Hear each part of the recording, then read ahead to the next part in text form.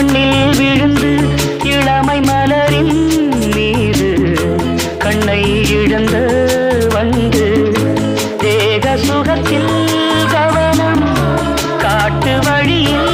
பயணம் கங்கை நதிக்கு மண்ணில் அணையா இளமையெனும் பூங்காற்று